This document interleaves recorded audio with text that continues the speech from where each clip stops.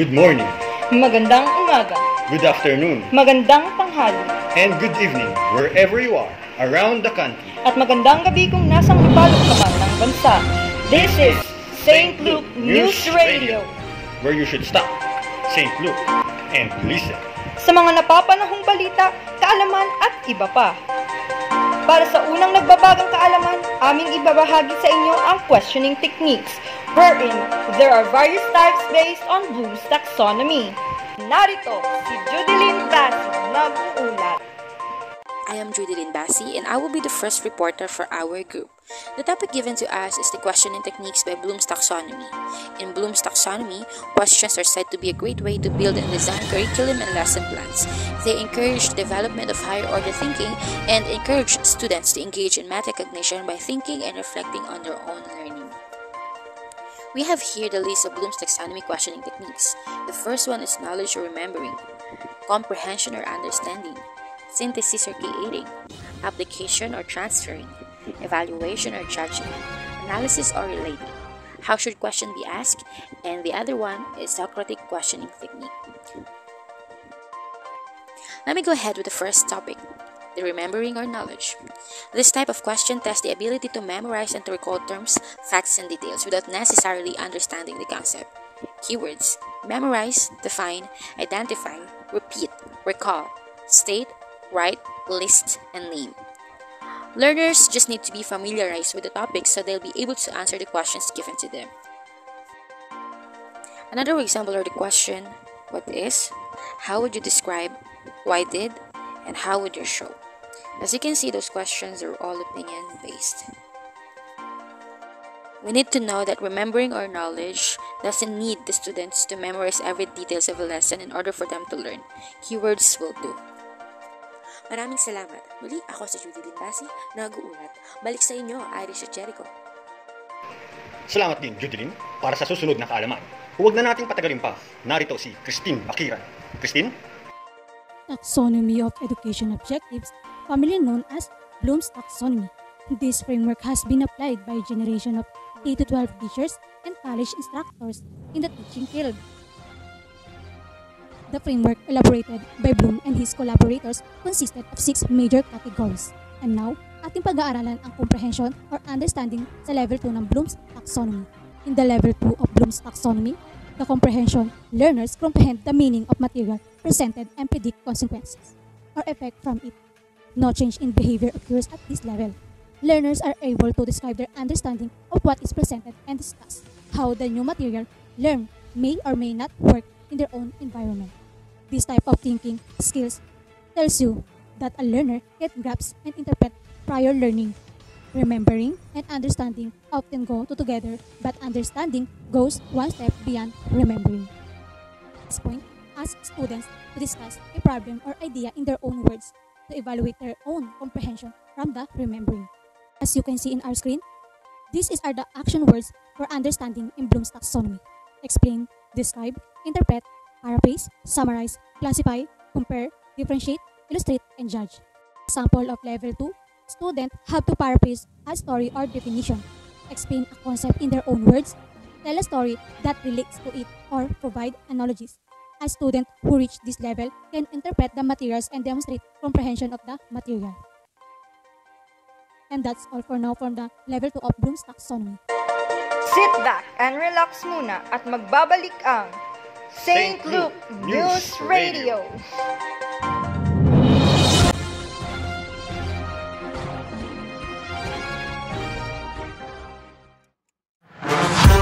Juicylicious, fruitylicious.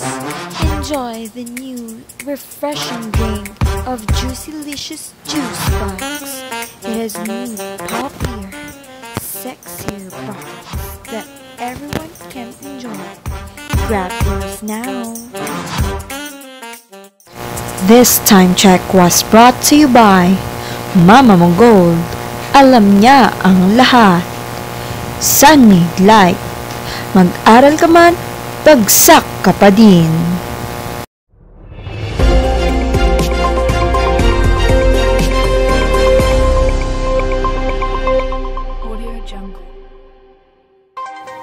And we're back. Susunod narito na si Jaika Pearl Sobrevilla, nag-uulat.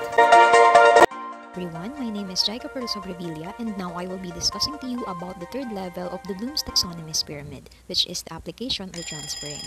Application or transferring in Bloom's Taxonomy, application refers to the ability to use learned material in new and concrete situations. This may include the application of such things as rules, methods, concepts, principles, laws, and theories. Learning outcomes in this area require a higher level of understanding than those of comprehension. So on the third level of Bloom's Taxonomist Pyramid, it is applying or transferring.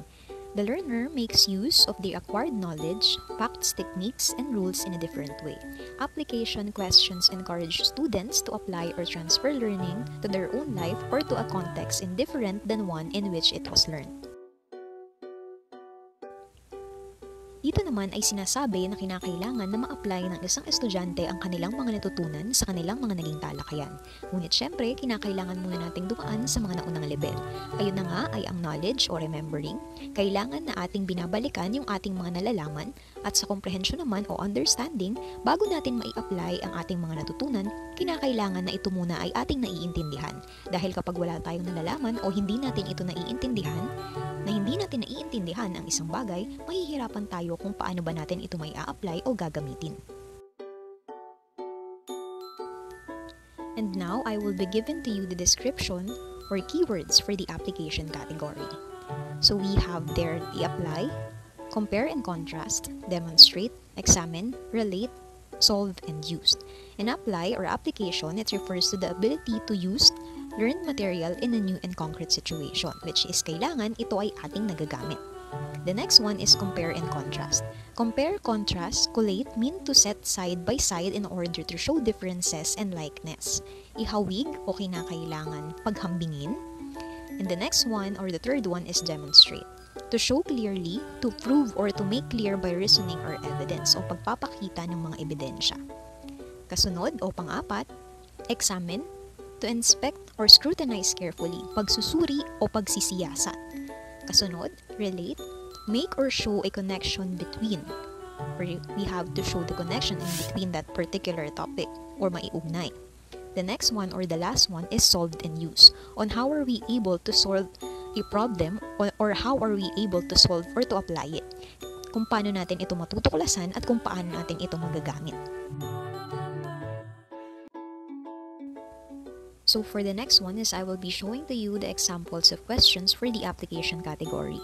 So the first one, as you can see, what would the result if, or what would result if?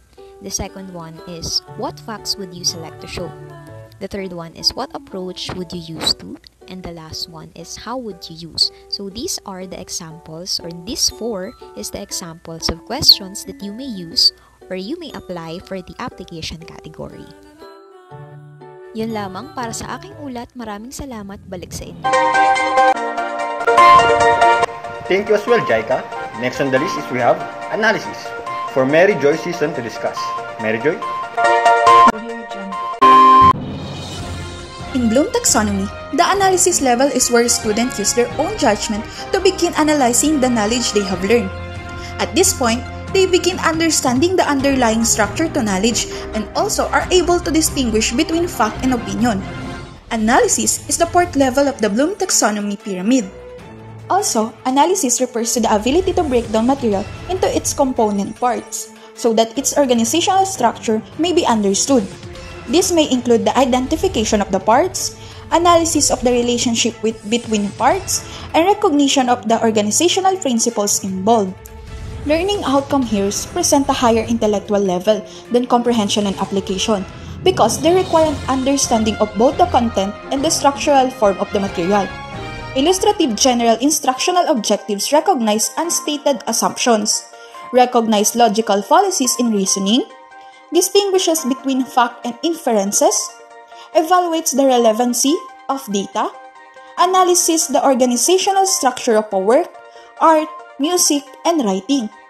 Illustrative verbs for stating specific learning outcomes break down diagrams, differentiates, discriminates, distinguish, identifies, illustrate, infers, outline, point out, relates, select, separate, and subdivides.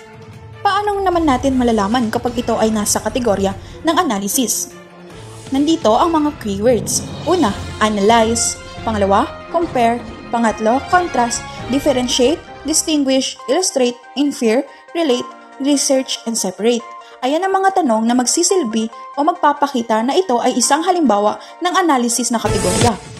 Narito naman ang mga halimbawa na katanungan kapag dating sa analysis na category. Maaari kang bumuo ng mga sumusunod na katanungan. Una, analyze each statement to decide whether it is a fact or opinion. Illustrate the differences between the American alligator and the Nile crocodile. Apply the rule of 70 to determine how quickly your money will double at 6% interest. Sa mga halimbawang nabanggit, makikita natin kung paano ginamit ang katanungan na analyze, illustrate, at determine. Ang mga ito ang magsisilbing katanungan na maaari mong mabuo kapag ikaw ay bumubuo ng isang kategorya mula sa analysis level ng Bloom Taxonomy. Salamat! Muli, ako si Mary Joy Season, nagbabahagi. Balik sa inyo, Irish, Jericho. Maraming salamat. Bilang pagpapatuloy, narito si Karil Faith Andres, nag-uulat. Karil? Good day everyone, I am your informant Karil Andres to give further details regarding about the Bloom's Taxonomy, especially the synthesis or creating part. So let's talk about what is the Bloom's Taxonomy. Bloom's Taxonomy was designed with 6 levels in order to promote higher order thinking. Synthesis was placed on the 5th level of the Bloom's Taxonomy pyramid as it requires students to infer relationship among sources.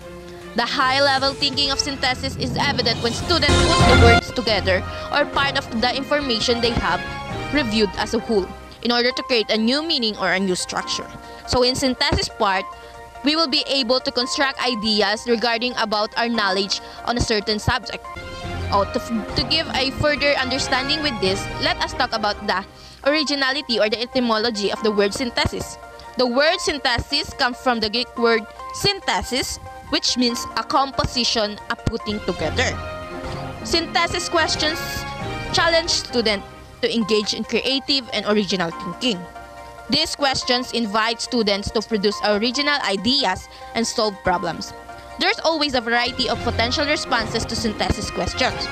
Therefore, synthesis is the combining of ideas or concepts to form a working theory. By using the creating synthesis method of questioning, students will be able to identify with different ideas and information to explain a certain subject that is being questioned.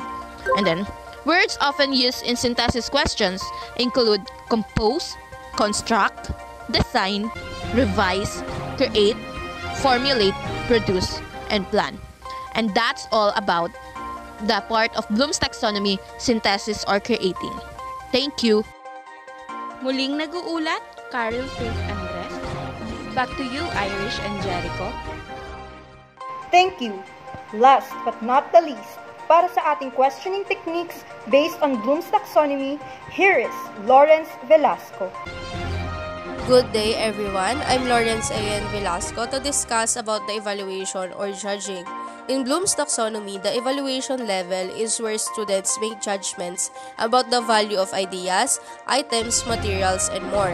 Evaluation is the final level of Bloom's Taxonomy pyramid. It is at this level that the students are expected to bring in all they have learned to make informed and sound evaluation of material. So what is evaluating? When we evaluate, we give value, we give judgment, we justify, or we cite whether it is an advantage or disadvantage. So now, it is easy to understand evaluation because you will be able to notice that there are value or judgment attached to the objective. Kapag may nakalagay doon na rate, ibig sabihin magbibigay ka doon ng judgment. Pagka tinanong ka naman whether it is effective or ineffective, good or bad, disadvantage or advantage, then the level of the objective is under evaluation. The usual keywords that we use for the evaluation category are assess, determine, evaluate, judge, defend, justify, critique, rate, measure, and recommend. As an example for this, the teacher may use an evaluation by having the student write an essay on a particular subject or topic which they are required to express their opinion or their prior knowledge about it. As a result, the students must defend their position or pass judgment based on the information they have learned about that specific subject or topic. Also, how they feel about the topic or to that concept. So basically, this is a good way to use evaluation because it gives your students or the students the opportunity to support and defend their arguments with the knowledge that they have acquired. And then, to evaluate student work, teacher may ask these example questions such as, how could you select? How could you prove? How would you prioritize? What information would you use to support? So basically, evaluation questions encourage the students to develop opinions and make value decisions about issues based on specific criteria. Karagdagang example para sa evaluation, using this kind of questions to evaluate. It can be used or asked this question in conducting a research paper or in defense. You can ask questions such as, how do you choose the topic? How would you prove your study or research? What information would you use to support your study? Yun lamang para sa aking ulat. Balik sa inyo, Jericho at Irish. And we will be having a short break. Manatiling nakatutok dito lang sa St. Luke News Radio.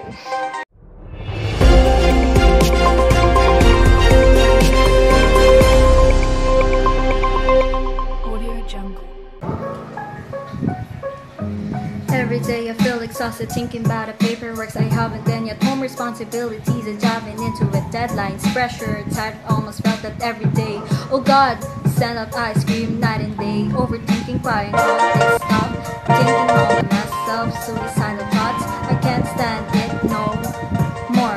I'm rapping what I feel cause I can't take it no more. I hope you listen well cause I know you want it. Once upon a time, the society man thinking to cheat myself just to play with everyone.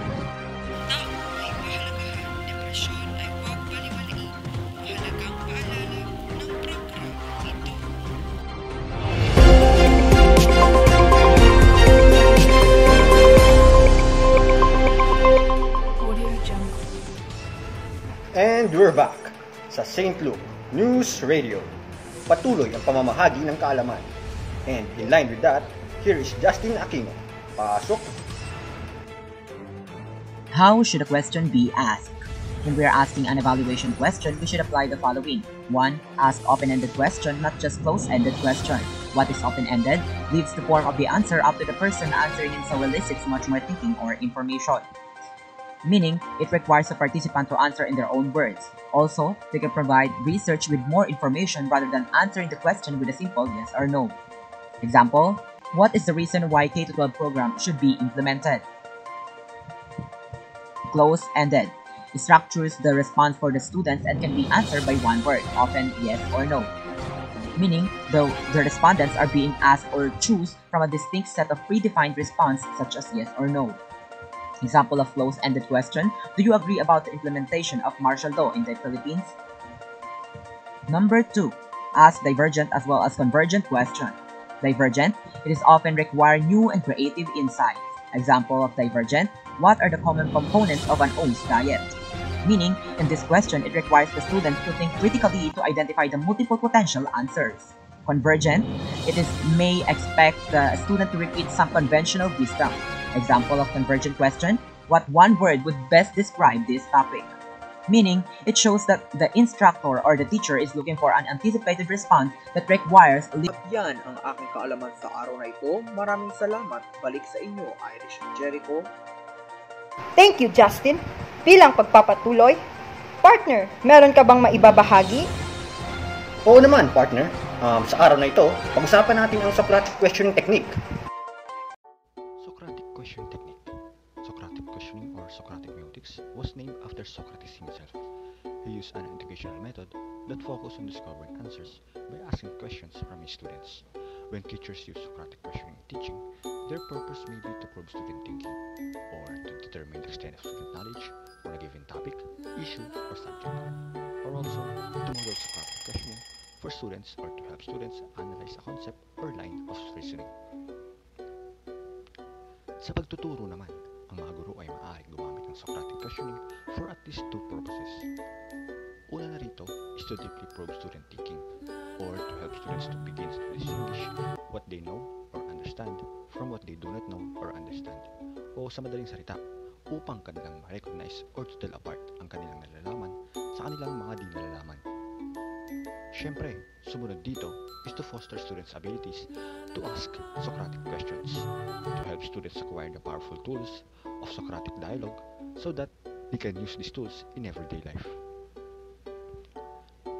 Dagdag pa rito, teachers need to directly teach students how to construct and ask deep questions, and what comes beyond that is for students to practice and improve their questioning abilities.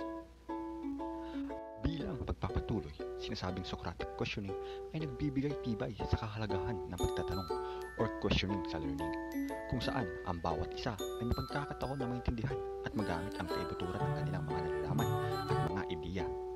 Ang mga teacher na sumusuporta o gumagamit ng Socratic questioning sa kanilang pagtuturo ay sinasabing mas nagiging active at independent ang kanilang mga estudyante, maging ang diskusyon. Pertaining to this, here are some examples of Socratic questions. Una, if we want our students to clarify their thinking and explore the origin of their thinking, we could say that, why do you say that? Or, could you explain further? Susunod naman, if gusto naman natin i-challenge ang ating students regarding assumptions, we could say, is this always the case? Or, pwede rin namang, why do you think that this assumption holds here? At kung nais nating humingi ng ebidensya bilang basis sa mga argumento or debate, maaari nating gamitin ang mga tanong na, why do you say that? Or, is there a reason to doubt this evidence? Ikaw partner, may share ka ba? Oo naman! Bilang karagdagan, atin namang talakayin ang Socratic questioning at critical thinking, kung paano nga ba sila related sa isa't isa. Sinasabing the art of Socratic questioning is intimately connected with critical thinking because the art of questioning is important to excellence of thought. Ani ni Socrates, critical thinking has the goal of reflective thinking that focuses on what should be believed or done about the topic. He also argued for the necessity of probing individual knowledge and acknowledging what one may not know or understand. Alinsunod dito, Socratic questioning adds another level of thought to critical thinking by focusing on extracting depth, interest, and assessing the truth or plausibility of thought. Socrates argued na ang kawalan ng kaalaman o kakulangan sa kaisipan ay hindi masama, ngunit ang mga estudyante ay dapat magsumikap upang kanilang malaman ang kanilang mga di nalalaman sa pamamagitan ng critical thinking. So, critical thinking and Socratic questioning both seek meaning and truth, kahulugan at katotohanan. Sa critical thinking, nagbibigay ito ng mga tools to monitor, assess, and perhaps reconstitute or redirect our thinking and action. Kung saan, ayon din sa isang educational philosopher na si John Dewey, ito ay reflective inquiry in which the thinker turns a subject over in the mind, giving it serious and consecutive consideration. On the other hand, Socratic questioning is an explicit focus on framing self-directed, disciplined questions to achieve that goal. The technique of questioning or leading discussion is spontaneous, explanatory, and issue-specific type. Napaka-importante nito para sa mga kaguruan dahil a Socratic educator listens to the viewpoints of the student and considers the alternative point of view. It is necessary to teach students to shift through all the information, form a connection to prior knowledge, and transform the data to new knowledge in a thoughtful way. Ayon sa mga nakalap at natalakay na iba't ibang klase ng pag-aaral, sinasabi na the level of thinking occurs is influenced by the level of questions asked. Kung kaya, utilizing the knowledge that students don't know stimulates their ability to ask more complex questions. This requires educators to create active learning environments that promote and value the role of critical thinking, mobilizing their ability to form complex thoughts and questions. Maraming salamat po! Hanggang sa muli na pagbabahagi ng mga nagbabaga, napapanahon na mga balita at kaalaman. Ito ang St. Luke News Radio, where you should stop, St. Luke, and listen.